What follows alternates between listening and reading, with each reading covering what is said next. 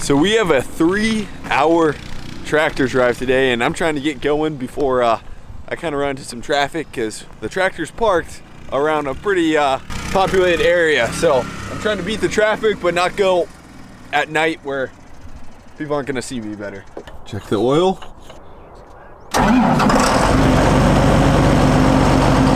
So today we have to take that, and Spencer is actually getting the blowers ready for tomorrow because we're doing a CRP burn, and so having leaf blowers, and he has some really nice backpack ones because he did a leaf business before, and having those leaf blowers is going to be super handy for CRP burn tomorrow. So tractor today and then CRP burn tomorrow, which is the Conservation Reserve Program. And it's just really tall grass that it's probably healthy for it if it just gets burned off and we get new growth throughout there, because it's really river bottom kind of thick grass, and it probably shouldn't be that thick.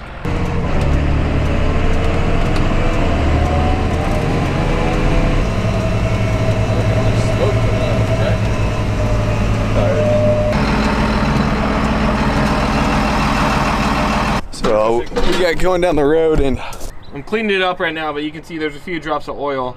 And then I wasn't paying attention to Grant pulling out, but right when he straightened away and you idled up and got into gear, there's a huge cloud of white smoke, and I was trying to figure out what that was. And then you saw it slowly coming out of here, but I think something blew.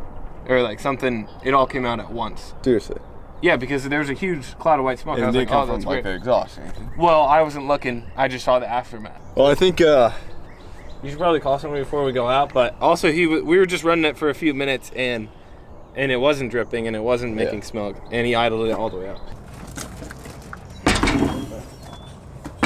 I called Deere, and they're like, kind of stuff like this usually happens. There's going to be a service guy out here. It's he said it usually seals up once you get warm. I just don't like seeing that stuff going down the road, seeing a little smoke. He was like, once it gets warm, usually these seal up. We're going to see if that happens.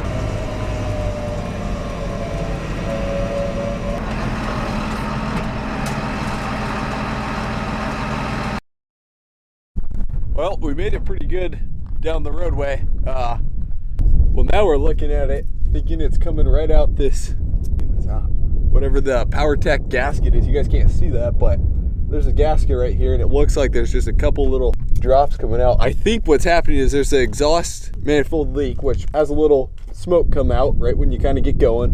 And then I think there's a little bit of oil dripping out, whatever this is, the PowerTech cover.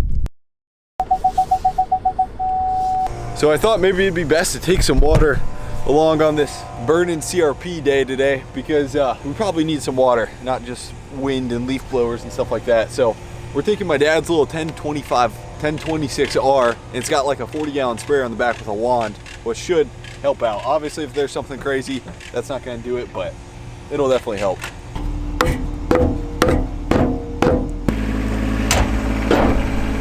Spence, ready to fight some fire? Yeah, hopefully it's not too big of a fire. So some of this stuff back here, man, I don't know where it went. It's all buried under here. I think it's gonna burn. It's gonna burn a lot of the dead material, because there is a so in case I didn't explain it, we're burning 26 acres here. It kind of goes all the way back there. There's kind of a lot of trees that grow up through here. It hasn't been burned in 5 years. It'd be really good to burn this, maybe seed it with some stuff that's meant for CRP, because this stuff is just overgrown, kind of heavy river bottom grass. So, but there is a ton of dead residue, which should burn really, really well. It's just kind of all laid over here. There's a little wet spot kind of getting in here, but we should be fine. I'm gonna go around and hit the edges with the disc. That way we have some fire break, especially since being real new here. And we're gonna back burn this. So the wind should be coming out of the west-northwest corner over there. So we'll start over there, and then the fire's gonna work against the wind. And so once that fire has burned, you guys will see in there, but once that fire has burned through, burned a little bit this way, it's tough for that fire to get fuel to go backwards, even though the wind's pushing it backwards. So that's why a lot of guys do back burns, because it eats away slowly at everything, gets everything good. The fire doesn't move too quick, and it seems to be a lot more safer. It's looking pretty good out there, so we're gonna try disking around the edge, and that should give us a good boundary. And so I'm borrowing the neighbor's disc just right down the road. It's super nice having neighbors like my dad, for example. We can use his 1025R that he owns with a sprayer on the back, which is super nice. And then neighbors letting me borrow his disc. We got the disc. This should work pretty good. I don't even think we're gonna use it too much. I really don't think we need to, just on a couple ends, so this should work good. Now we just gotta get some water here. So John's gonna lead the team, the soil sampling guy, seed guy, he does everything. Jack all trades. Yeah.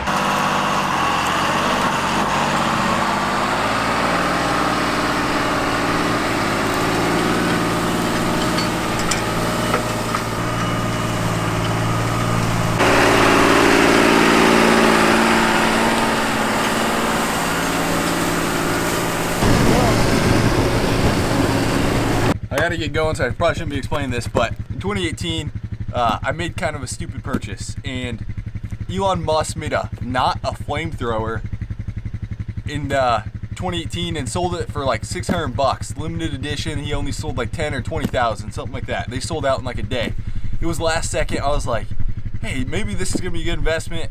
It'll be worth a lot someday. It'd be cool to have an Elon Musk flamethrower. And anyways, I was like, oh shoot, that ended up being one of the stupidest mistakes ever, spending $600 on a stupid flamethrower thing. And I looked this morning on eBay, and these things are selling for like $2 or $3 grand. I was like, what? We're gonna put it to the test. Finally, the first utility case of this flamethrower. I'll probably just carry it down. Elon's flamethrower. How do you feel? I feel powerful. There, it's lit.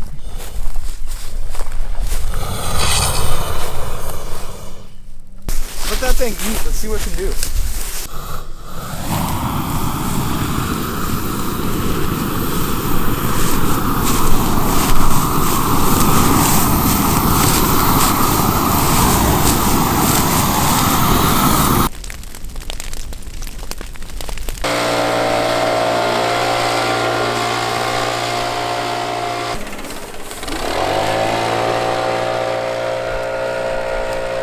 Looks like those guys got it pretty well. This is gonna give us a good idea of how this wind is gonna play in this river bottom.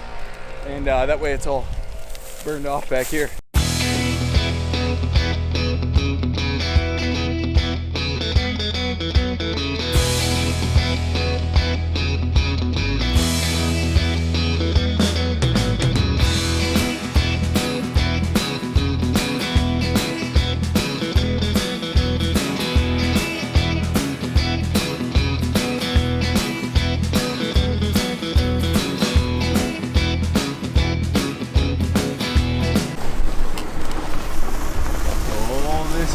Here. My dad actually disced all this across here, and then I went and just lit right across here, and the wind just completely pushed it all towards the river. So I apologize, I might not have got that much filming done during recording done during the burn, but there's fire going. There was kind of a little more important things to do, and should have stuck a GoPro around my head here. So Russell's helping me get the tractor and planter all set up, and I actually filmed a video with him like 2 years ago harvesting, and he farms around this area, so it's he had pretty much this exact same setup, a little newer and stuff, so he's getting it going and kind of showing me how.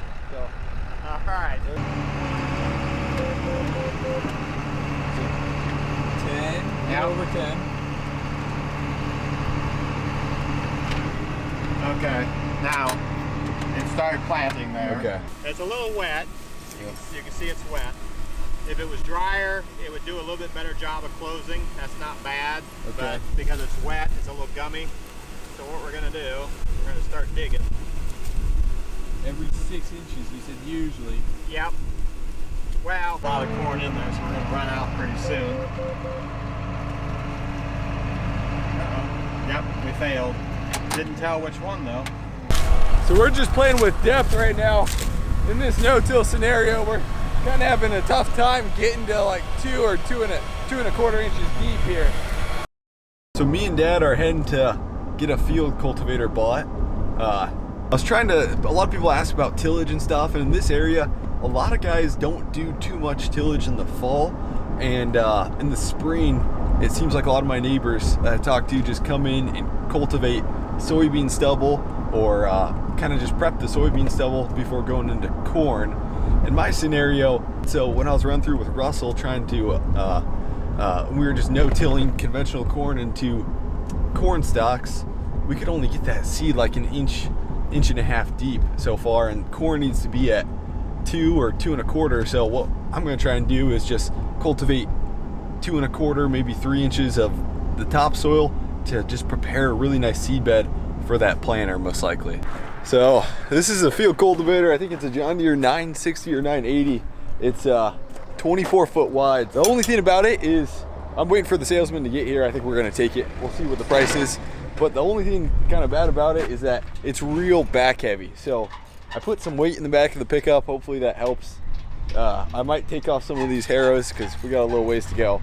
It's real clean, got good sweeps on it. Hoses look good, tires look good, so it should be perfect for the 8110. There was a 30 foot and I was like, that's probably a little too big. So 24 foot should be good. Is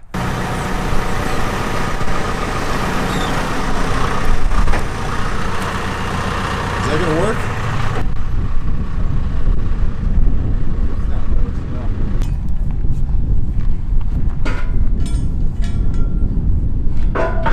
Okay, we got this thing strapped down. Got a bunch of, this is gonna look a little odd. We're gonna stay safe, stay on gravel roads or other places.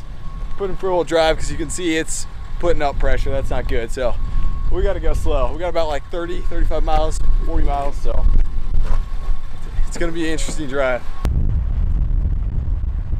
That all went a little smoother than expected. So we're gonna back the planter up, unhook it, and then hook up to the field cultivator here.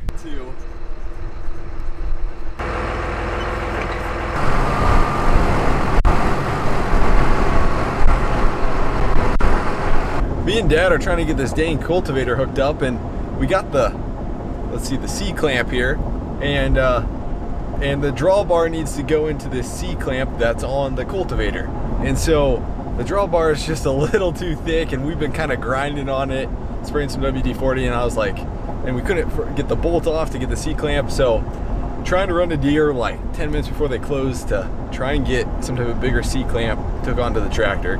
Okay, so here's what we're dealing with. It's not that bad now. I went all the way to John Deere to get one of these. They're like just heated up, and they didn't have any guys to heat it up. And I don't have a torch to heat this up, so this C-clamp just barely fits on. I can't back the tractor up, so we're gonna try to take this bolt out, sledgehammer it, try to widen this thing out a bit.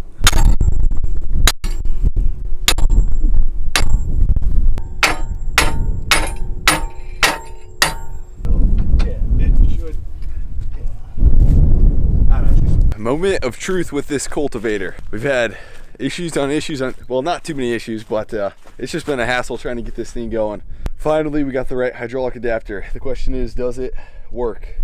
Is it long enough? Here we go. Hopefully these guys have the right fittings. Luckily, this deer location is open from 10 to 2 on Sundays. So I think this is actually gonna work. Man, the deer guys were awesome helping us get these on and stuff, and since we're limited with tools and stuff, we didn't have a vise to it's a lot easier using their vise, so man, it's perfect. I think we got fittings that will work.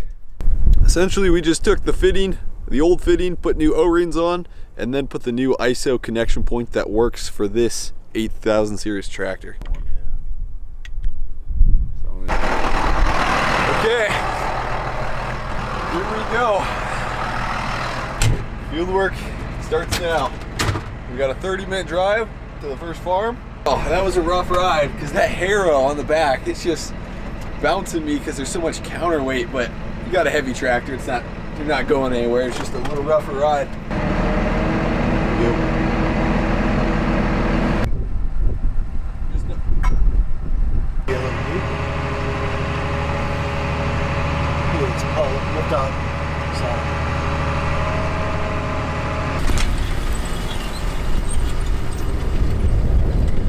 I know he wanted to try going angled, but the way this field's shaped, it's probably not going to work the best.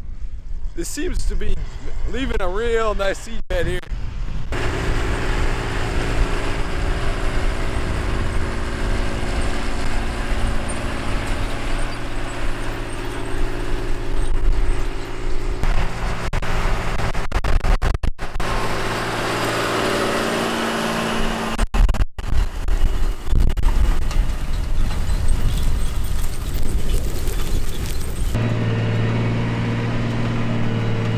probably thinking we're maybe a tad too deep.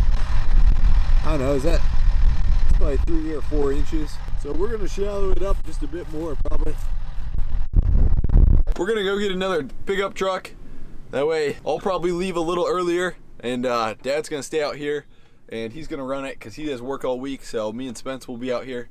That way he can knock out a little stuff. And then that way early tomorrow morning, gonna come out here and finish the rest of this field. And then I think we're gonna try planting tomorrow morning here. Seriously guys, thanks for watching, and I apologize. There's sometimes probably during this video where there was something exciting going on and I probably didn't get on camera, but everything's kind of doing stuff for the first time, and so sometimes you just got to set the camera down. I feel like I try to always mount it somewhere, but sometimes that doesn't work out. But also with it being the first time, it's also pretty darn interesting, so I want to film everything too, because by the time we get to like the second, third, fourth time, stuff should be easy and won't be as fun. So seriously guys, thanks for watching. We'll see you guys in the next one.